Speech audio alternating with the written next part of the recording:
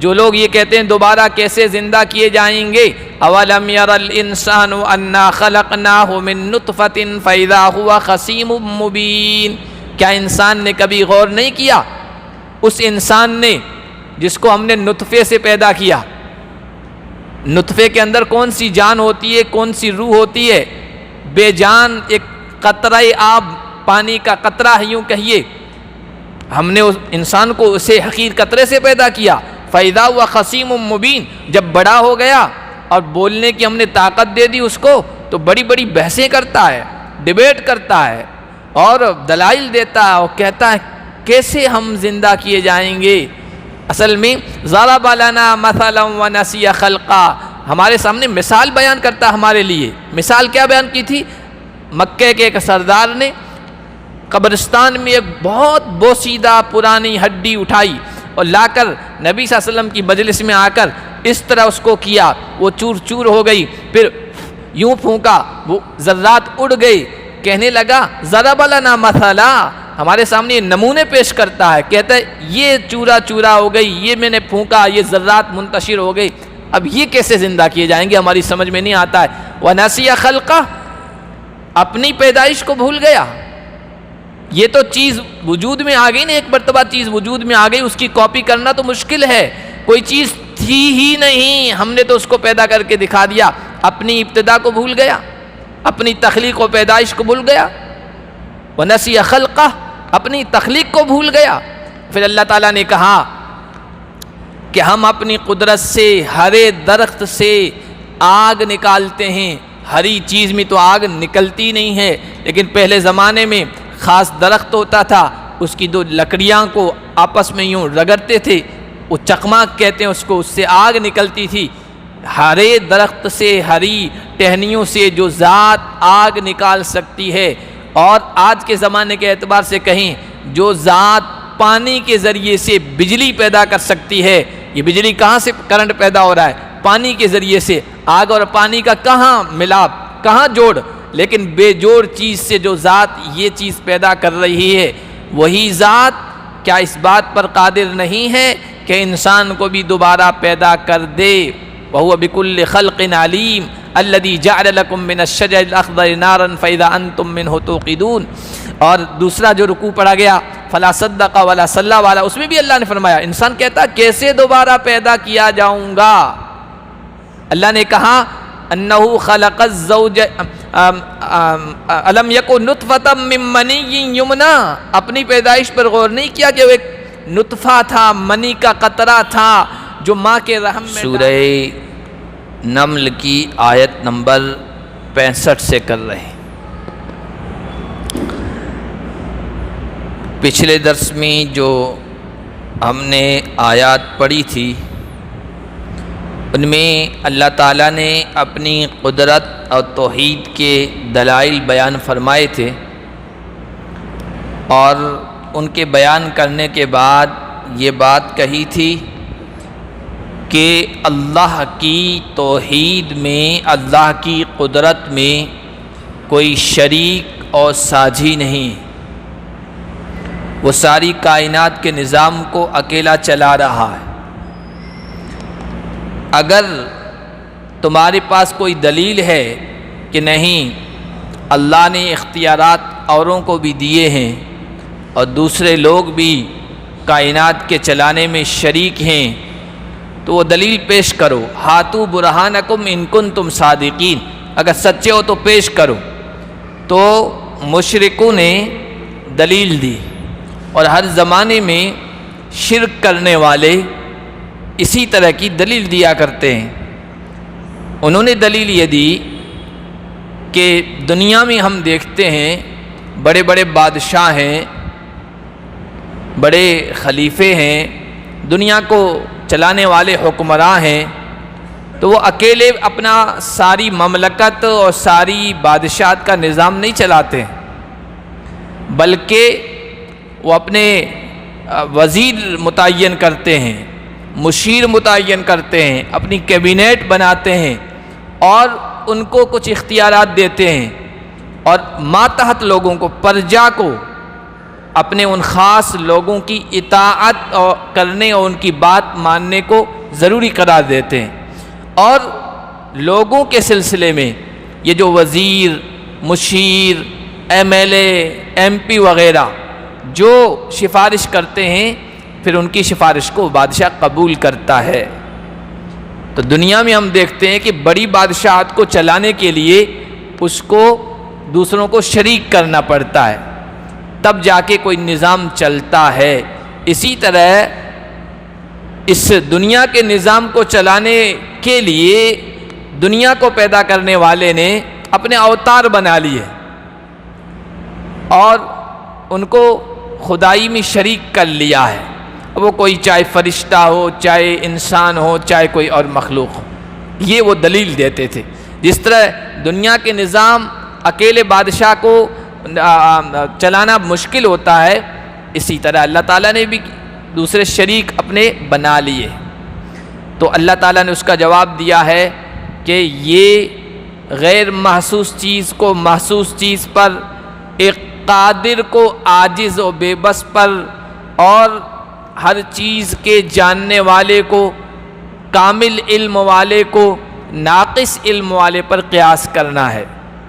یہ موازنہ کرنا، کمپیئر کرنا درست نہیں ہے، اس لیے کہ دنیا کے بادشاہ کچھ جانتے ہی نہیں، ان کو اپنے بارے میں علم نہیں ہوتا کہ میرے ساتھ کیا معاملہ ہونے والا ہے۔ ان کا جو وزیر اعظم کا جو گھر ہوتا ہے یا جو مکان ہوتا ہے یا جو آفس ہوتا ہے، اس کی دیوار کے پیچھے کیا ہونے والا ہے، کیا ہو رہا ہے، اس کا بھی علم نہیں ہوتا ہے۔ اور اللہ تو کامل علم والا ہے، کائنات کا کوئی ذرہ اس سے مخفی اور پوشیدہ نہیں ہے۔ قل لا يعلم من في السماوات والارض الغیب الا اللہ۔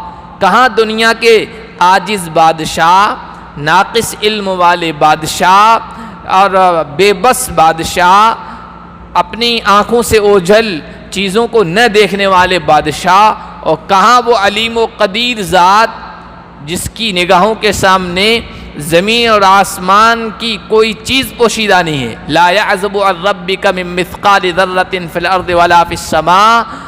تمہارے رب کے سامنے کوئی ذرہ پوشیدہ نہیں ہے، نہ زمین میں نہ آسمان میں، سب کچھ اس کے یہاں کھلا ہوا ہے۔ جس کو ہم غیب کہتے ہیں، انسین کہتے ہیں، نہ دیکھی جانے والی چیز، وہ ہمارے اعتبار سے ہے، اللہ کے اعتبار سے کوئی چیز غیب نہیں ہے، کوئی چیز پوشیدہ نہیں ہے۔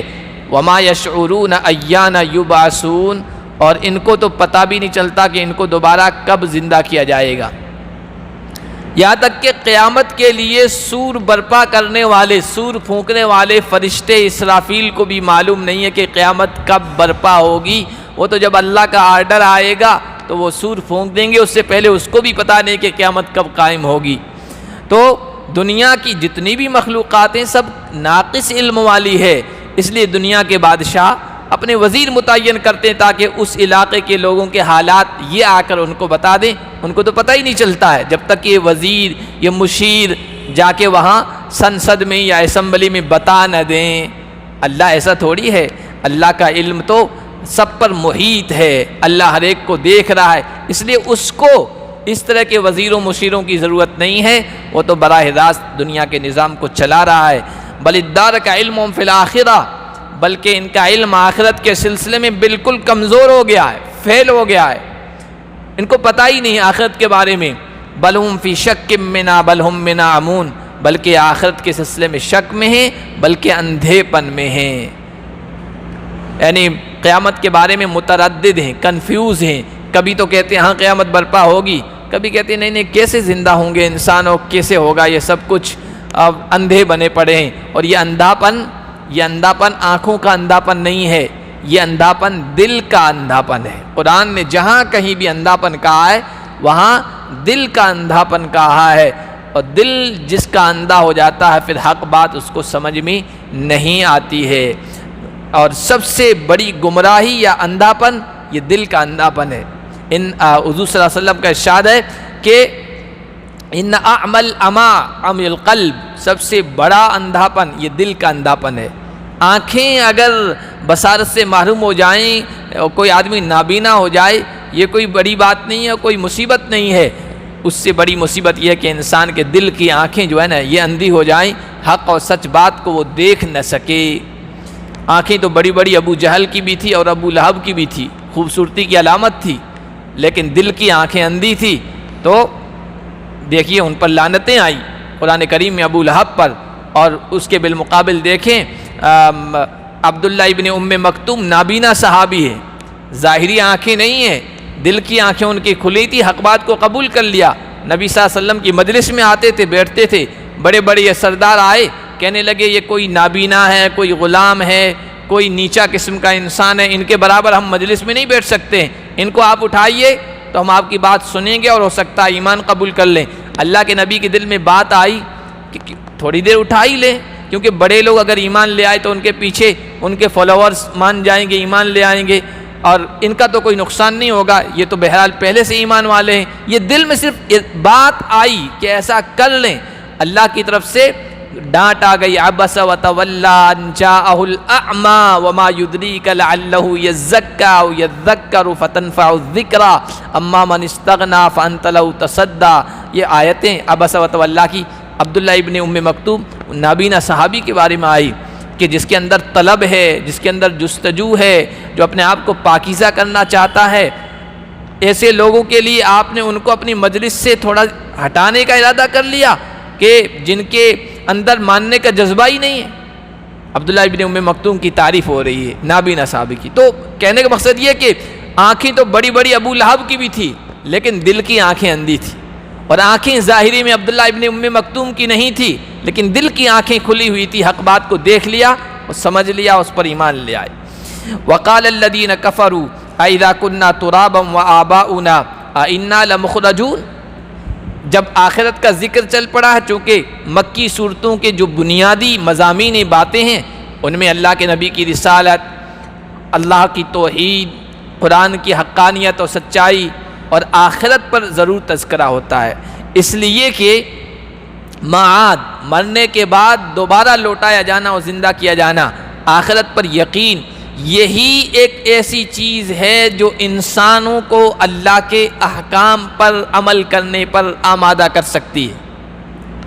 جس کا جتنا زیادہ یقین آخرت پر ہوگا وہ اللہ کے حکم پر اتنا ہی زیادہ چلے گا، اور جس کا جتنا کمزور یقین ہوگا وہ اتنا ہی احکامات پر عمل کرنے سے دور ہوگا۔ یہ بنیادی تصور ہے اور بنیادی سوچ ہے اور بنیادی عقیدہ ہے آخرت کا، جو انسانوں کو عمل پر مجبور کرتا ہے اور آمادہ کرتا ہے۔ تو کافر لوگ کہتے تھے کہ یہ ہماری سمجھ میں نہیں آتا ہے کہ انسان دوبارہ کیسے زندہ ہوں گے، اور قرآن کریم نے مختلف جگہوں پر اس کو مختلف انداز سے بیان کیا ہے۔ یہاں کا کافر لوگ کہتے ہیں جب ہم مٹی ہو جائیں گے اور ہمارے آباء و اجداد تو کیا ہم دوبارہ زندہ کیے جائیں گے؟ ایک جگہ کا اذا کنا عظاما نخرا، جب ہم بوسیدہ ہڈیاں ہو جائیں گے، زمین میں رل مل جائیں گے، کیا دوبارہ زندہ کیے جائیں گے؟ یہ سب باتیں کیا سورہ سبا میں کہا کہ کیا ہم آپس میں باتیں کرتے تھے، ارے دیکھا اس آدمی کو جو کہتا ہے اذا مزقتم کل ممزق انکم لفی خلق جدید، تم ریزہ ریزہ ہو جاؤ گے، ذرے ذرے ہو کر منتشر ہو جاؤ گے اور تمہارا نام و نشان مٹ جائے گا بظاہر، کہتا ہے کہ تم دوبارہ زندہ کیے جاؤ گے، یہ کیسے ہو سکتا ہے؟ اللہ تعالیٰ نے ان کا جواب دیا ہے مختلف انداز سے۔ یہاں اللہ نے کہا لقد وعدنا ھذا نحن وآباؤنا من قبل، صدیاں بیت گئی، قرنہا قرن بیت گئے، اور سال قومیں سب گزر گئی، ہم نے آج تک کسی کو زندہ ہوتے تو نہیں دیکھا، کیسے قیامت برپا ہوگی؟ ہم سے بھی یہی کہا گیا، ہمارے اگلے باپ داداؤں سے، چونکہ نبیوں اور رسولوں کا سلسلہ تو بہت پہلے سے چلا آ رہا ہے، اگلے لوگوں سے بھی یہی کہا گیا کہ مرنے کے بعد دوبارہ زندہ ہونا ہے، لیکن آج تک آدم سے لے کر آج تک ہم نے کسی کو تو زندہ ہوتے نہیں دیکھا۔ ان ھذا الا اساطیر الاولین، یہ تو اسٹوریاں ہیں، اساطیر یہ انگلش لفظ سے ہی عربی میں آیا، یہ تو اسٹوریاں ہیں، مذہبی کہانیاں ہیں، افسانے ہیں، جو یہ لوگ بتاتے رہتے ہیں کہ دوبارہ زندہ ہوں گے، کیسے زندہ ہوں گے؟ تو اللہ تعالیٰ نے قرآن کریم میں اتنے شاندار انداز سے اس کو یہاں ان کو نہیں بیان کیا ہے، لیکن چونکہ تذکرہ ہے اس لیے ہم بیان کر دیتے ہیں۔ ابھی جو عشاء کی نماز میں 2 صورتیں دونوں رکعت میں شروع میں پڑھی گئی، ان میں اسی کا تذکرہ ہے۔ ایک سورہ یاسین کی پڑھی گئی آخری آیات، اس میں اللہ تعالیٰ نے کہا جو لوگ یہ کہتے ہیں دوبارہ کیسے زندہ کیے جائیں گے، اولم یر الانسان انا خلقناہ من نطفۃ فاذا هو خصیم مبین، کیا انسان نے کبھی غور نہیں کیا، اس انسان نے جس کو ہم نے نطفے سے پیدا کیا، نطفے کے اندر کون سی جان ہوتی ہے، کون سی روح ہوتی ہے، بے جان ایک قطرہ آب، پانی کا قطرہ ہے یوں کہیے، ہم نے اس انسان کو اسے حقیر قطرے سے پیدا کیا، فَإِذَا هُوَ خَصِيمٌ مُّبِينٌ، جب بڑا ہو گیا اور بولنے کی ہم نے طاقت دے دی اس کو، تو بڑی بڑی بحثیں کرتا ہے، ڈیبیٹ کرتا ہے اور دلائل دیتا ہے اور کہتا ہے کیسے ہم زندہ کیے جائیں گے۔ اصل میں ضرب لنا مثلا ونسی خلقا، ہمارے سامنے مثال بیان کرتا ہمارے لیے۔ مثال کیا بیان کی تھی؟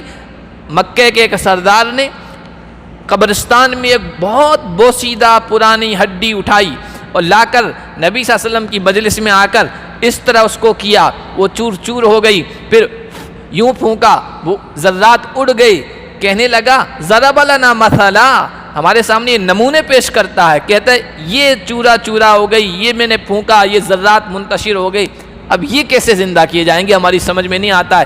وَنَسِيَ خَلْقَهُ، اپنی پیدائش کو بھول گیا۔ یہ تو چیز وجود میں آ گئی نا، ایک مرتبہ چیز وجود میں آ گئی، اس کی کاپی کرنا تو مشکل ہے، کوئی چیز تھی ہی نہیں، ہم نے تو اس کو پیدا کر کے دکھا دیا، اپنی ابتدا کو بھول گیا، اپنی تخلیق و پیدائش کو بھول گیا۔ وَنَسِيَ خَلْقَهُ، اپنی تخلیق کو بھول گیا۔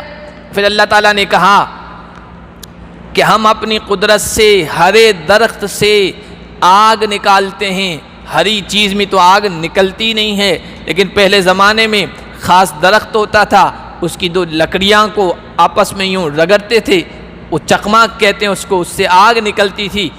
ہرے درخت سے، ہری ٹہنیوں سے جو ذات آگ نکال سکتی ہے، اور آج کے زمانے کے اعتبار سے کہیں جو ذات پانی کے ذریعے سے بجلی پیدا کر سکتی ہے، یہ بجلی کہاں سے کرنٹ پیدا ہو رہا ہے؟ پانی کے ذریعے سے۔ آگ اور پانی کا کہاں ملاپ، کہاں جوڑ، لیکن بے جوڑ چیز سے جو ذات یہ چیز پیدا کر رہی ہے، وہی ذات کیا اس بات پر قادر نہیں ہے کہ انسان کو بھی دوبارہ پیدا کر دے؟ وَهُوَ بِكُلِّ خَلْقٍ عَلِيمٌ الَّذِي جَعَلَ لَكُم مِّنَ الشَّجَرِ الْأَخْضَرِ نَارًا فَإِذَا أَنتُم مِّنْهُ تُوقِدُونَ۔ اور دوسرا جو رکوع پڑھا گیا فَلَا صَدَّقَ وَلَا صَلَّىٰ والا، اس میں بھی اللہ نے فرمایا انسان کہتا کیسے دوبارہ پیدا کیا جاؤں گا؟ اللہ نے کہا انہو خلق الزوج الم یکن نطفۃ من منی یمنا، اپنی پیدائش پر غور نہیں کیا کہ وہ ایک نطفہ تھا، منی کا قطرہ تھا جو ماں کے رحم میں ڈالا گیا، پھر اللہ تعالیٰ نے اس کو لوتھڑے میں تبدیل کیا، گوشت میں تبدیل کیا، اور پھر اس کا پورا ڈھانچہ بنا دیا، اور پھر اسی نطفے میں اس کی قدرت دیکھیے، لڑکا بھی بن جاتا ہے، لڑکی بھی بن جاتا ہے، پانی ایک قسم کا، زوجین الذکر والانثی، ہم نے دو جوڑے مرد اور عورت کے، لڑکے اور لڑکی کے پیدا کیے۔ الیس ذلک بقادر علی ان یحیی الموتى، کیا وہ اس بات پر قادر نہیں ہے کہ وہ مردوں کو دوبارہ زندہ کر دے؟ اور حدیث میں، بلکہ قرآن میں سورہ حج میں ہم پڑھ چکے ہیں، اور حدیث میں اس کی مثال دی گئی۔ اللہ تعالیٰ نے زمین کی مثال دی ہے، آج کل بارشوں کا زمانہ ہے تو بہت آسانی سے وہ سمجھ میں آتی ہے۔ اللہ نے کہا دیکھتے نہیں ہو آسمان سے ہم نے پانی برسایا، وہ پانی زمین پہ گرتا ہے۔ عرب کی زمین خشک زمین تھی، اور ریگستانوں کی زمین خشک زمین ہوتی ہے، وہاں کے لوگوں کو یہ بات سمجھنا بالکل آسان ہے۔ پورے سال خشک رہنے والی زمین، سوکھے رہنے والے کھیت، بارش کے قطرات پڑتے ہیں، پوری زمین ایسی لگتی ہے جیسے زندہ ہو گئی ہے اور اپنے اوپر ہریالی کی چادر تان لیتی ہے، اوڑھ لیتی ہے۔ اللہ فرماتے ہیں ہر سال تم دیکھتے ہو دانے اگتے ہیں، اناج اگتا ہے، مختلف قسم کی جنسیں اگتی ہے، جڑی بوٹیاں اگلتی ہے، نباتات اگتی ہے، درخت اگتے ہیں بارش کے برستے ہی، اور پھر 3-4 مہینوں کے بعد وہ اپنے عروج پر، اپنے آخری انتہا کو پہنچتے ہیں، وہ ہرے بھرے پودے بالکل خشک ہو جاتے ہیں، کھیتیاں خشک ہو جاتی ہے، پھر ان کو کاٹ دیا جاتا ہے، غلہ اناج نکال لیا جاتا ہے، بھوسا چھوڑ دیا جاتا ہے، 15-20 دن تک کھیتوں میں نشانات کھیتی کے باقی رہتے ہیں، لگتا ہے کہ یہاں کھیتی ہوئی تھی، 1-2 مہینے کے بعد وہ سارے نشانات مٹ جاتے ہیں۔ اگر آپ دیہاتوں میں کھیتوں میں گئے تو آپ کو بالکل یہ مثال اچھی طریقے سے سمجھ میں آ جائے گی، ایسا لگتا ہے یہاں کھیتی تھی نہیں۔ اور پھر جب دوبارہ بارش کا موسم آتا ہے تو وہی ذرات اندر سے باہر نکل پڑتے ہیں، وہ جو دانے اندر غائب ہو گئے تھے وہ دوبارہ اگ آتے ہیں۔ تم اس پر تو یقین رکھتے ہو کہ یہ مردہ زمین تھی، زندہ ہو گئی، روز مرہ روٹین کی یہ چیز ہے، ہر سال تم دیکھتے ہو، تو کیا قدرت والا اللہ اس طرح دوبارہ انسانوں کو زندہ نہیں کر سکتا ہے؟ یہ اللہ نے بیان فرمایا ہے۔ تو یہاں بھی اللہ نے فرمایا، لوگ کہتے ہیں یہ تو اسٹوریاں ہیں، لوگ کہہ رہے ہیں کہ مرنے کے بعد دوبارہ زندہ ہوں گے، لیکن آج تک ہم نے تو پیدا ہوتے کسی کو نہیں دیکھا۔ اللہ نے کہا یہ تو روز تم دیکھتے ہو۔ اور آگے اس مرتبہ تو درس میں مشکل سے وہاں تک پہنچ پائیں، اگلے درس میں آئے گا، یہ دن اور رات کا آنا جانا یہ بھی تو ایک طرح سے دوبارہ پیدا کیے جانے کی ایک بہت بڑی مضبوط دلیل ہے، وہاں پڑھیں گے انشاءاللہ۔ اللہ نے فرمایا قُلْ سِیرُوا فِی الْأَرْضِ فَانْظُرُوا کَیْفَ کَانَ عَاقِبَةُ الْمُجْرِمِینَ، آپ ان سے کہیے زمین میں چلو پھرو اور پھر دیکھو مجرموں کا انجام کیسا ہوا۔ قیامت آئے گی، اس سے پہلے بھی ہم قیامت برپا کر سکتے ہیں اور موت کے گھاٹ اتار سکتے ہیں۔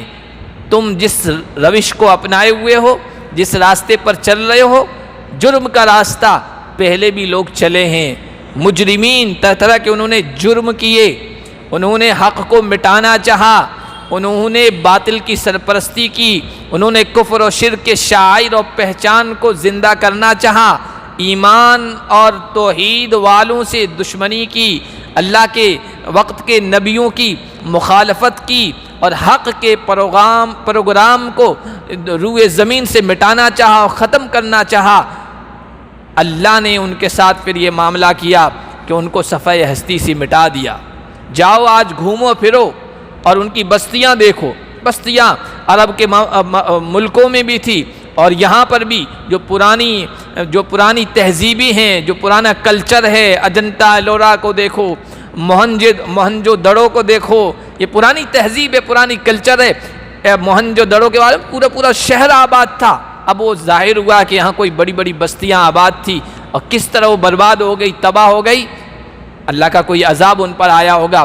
تو پرانے جو کھنڈرات ہیں، بستیاں ہیں، وہ بستیاں چیخ چیخ کے کہہ رہی ہیں کہ یہاں مجرم لوگ تھے، اللہ کی مانتے نہیں تھے، اللہ کے رسولوں کی مخالفت کرتے تھے، یہ اللہ کے عذاب کا شکار ہوئے ہیں، اور اگر تم بھی ان کے راستے پہ چلو گے تو تمہارا انجام بھی ایسا ہی ہوگا۔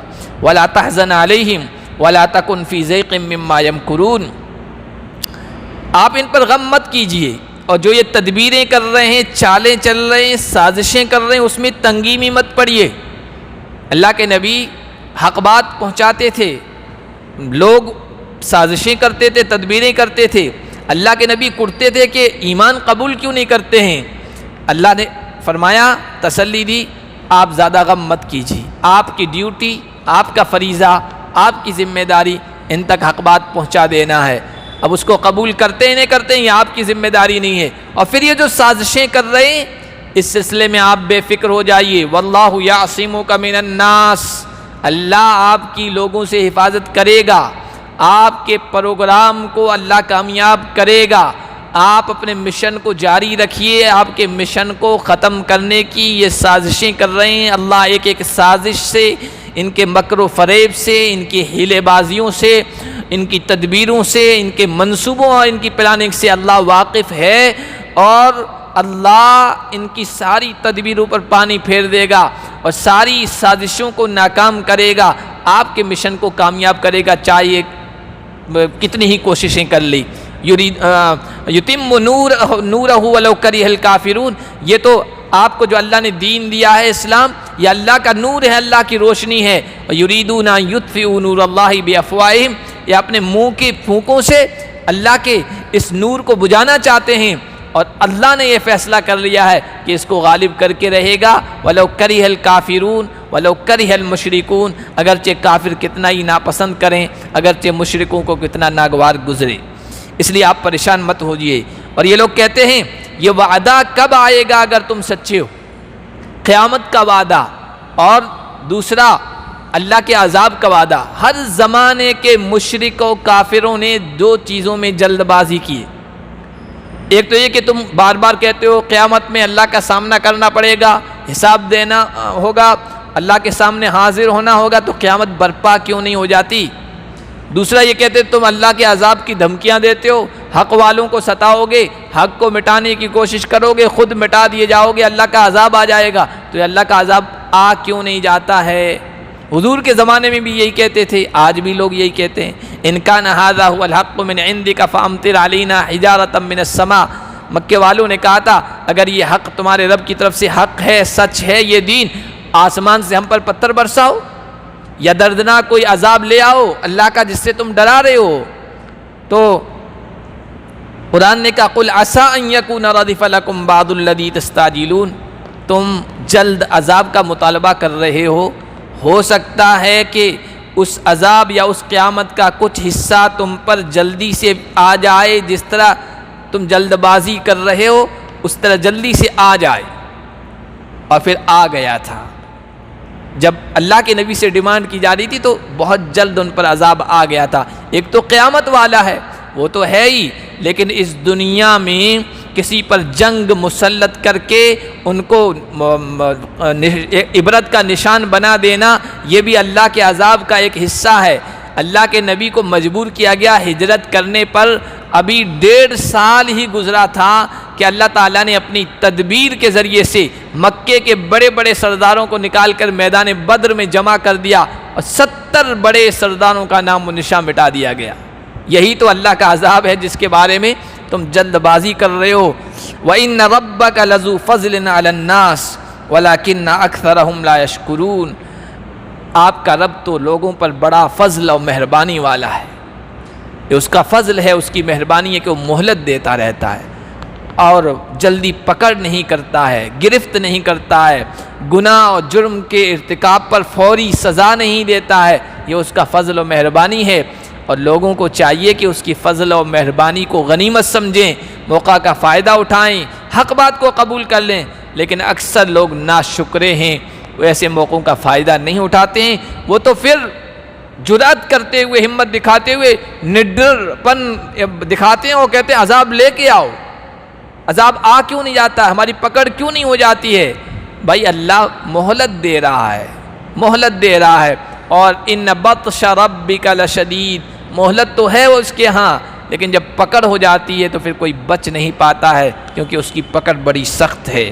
وَإِنَّ رَبَّكَ لَيَعْلَمُ مَا تُكِنُّ صُدُورُهُمْ وَمَا يُعْلِنُونَ، اور آپ کا رب ان کے سینوں میں جو کچھ چھپا ہوا ہے اور جو کچھ وہ ظاہر کرتے ہیں، جو کچھ وہ ظاہر میں کر رہے ہیں اور چھپا کر سازشیں کر رہے ہیں، اللہ سب جانتا ہے۔ آپ کو پریشان ہونے کی ضرورت نہیں۔